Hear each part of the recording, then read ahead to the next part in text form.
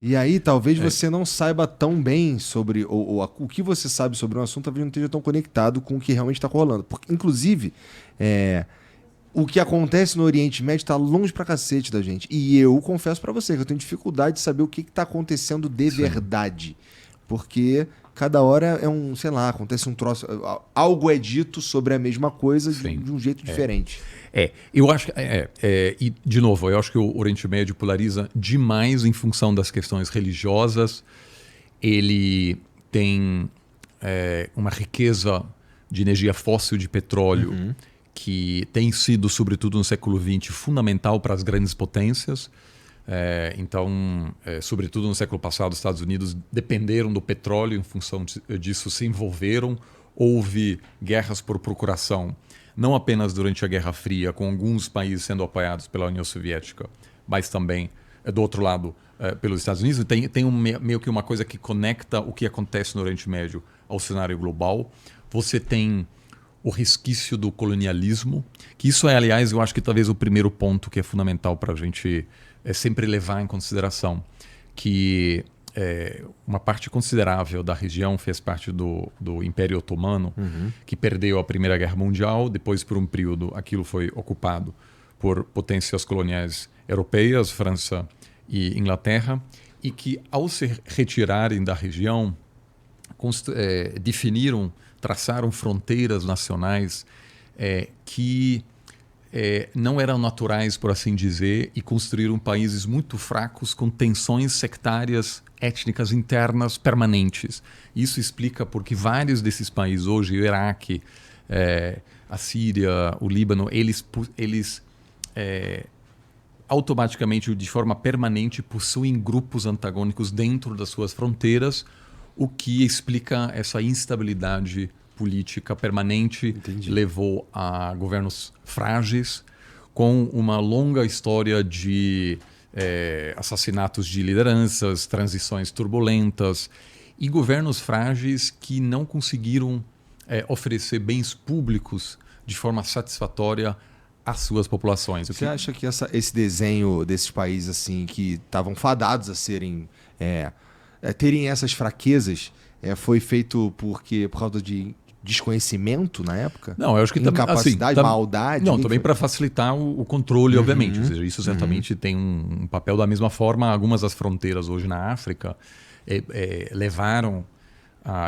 por parte das potências coloniais, levaram à criação de estados artificiais que foi muito difícil para esses países porque foi necessário desenvolver um nacionalismo, de certa forma, artificial, uhum. construir uma narrativa que para países que existem há muito tempo e onde existe algum tipo de identidade ou religiosa, étnica, o que for de idioma, obviamente acabou sendo mais fácil. Então, alguns países têm isso, que existem há muitos anos, o caso da Pérsia, ou atualmente o Irã, da França, que são países muito antigos e que possuem uma identidade nacional que não Uhum. foi necessário construir.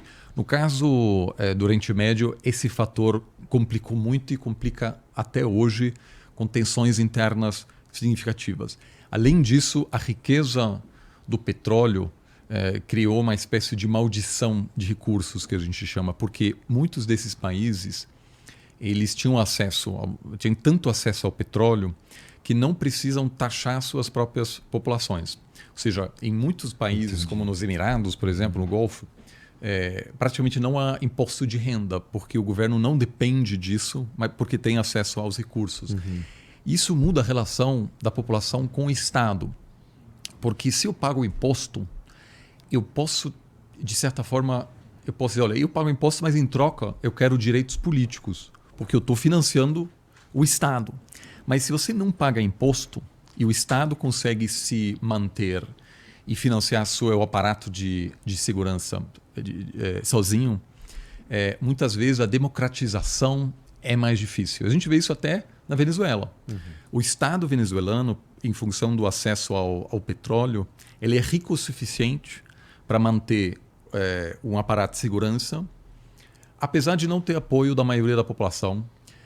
E a gente vê vários cenários semelhantes em estados super ricos, né, que acaba dificultando o processo da construção de um sistema político estável. Além disso, a gente tem um histórico de intervenções externas no contexto da Guerra Fria. Então, houve, como eu disse, a União Soviética financiando alguns países, os Estados Unidos outros. Isso levou, por exemplo, no caso do Irã, nos anos 50, a um golpe financiado pelos Estados Unidos, orquestrado pelos Estados Unidos para derrubar uma figura que na campanha havia prometido a nacionalização dos recursos de petróleo. Isso preocupou os Estados Unidos ao ponto de derrubar esse líder eleito democraticamente. O que, obviamente, produz todo tipo de trauma. Então, aqui na América Latina, até hoje, a relação com os Estados Unidos é marcada por uma profunda desconfiança em função do histórico americano de se envolver nos assuntos internos da região. No Oriente Médio, isso é ainda muito mais visível. Então, muitas vezes aqui na América Latina as pessoas falam aqui as pessoas gostam de uma boa teoria de conspiração. No Oriente Médio, muito mais.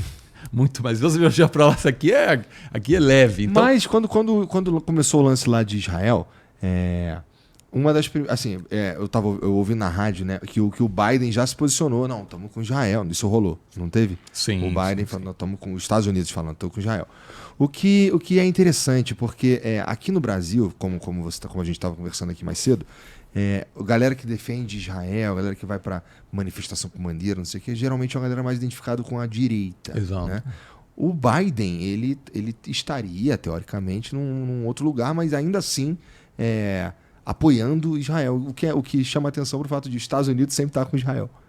Então, os Estados Unidos, sobretudo a partir dos anos 60, acabou, mas ainda mais depois, acabou se tornando o principal parceiro, um dos principais parceiros de Israel. Os Estados Unidos, em função da sua dependência do Oriente Médio, do petróleo do Oriente Médio, sempre priorizou essa região. Hoje não mais, porque os Estados Unidos se tornaram, devido a avanços tecnológicos, o principal produtor de petróleo do mundo. Então, os Estados Unidos hoje não precisa mais importar energia.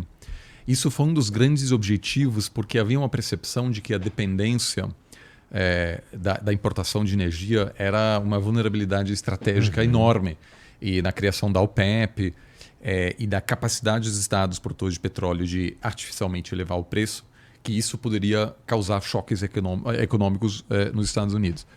Então, existe há uns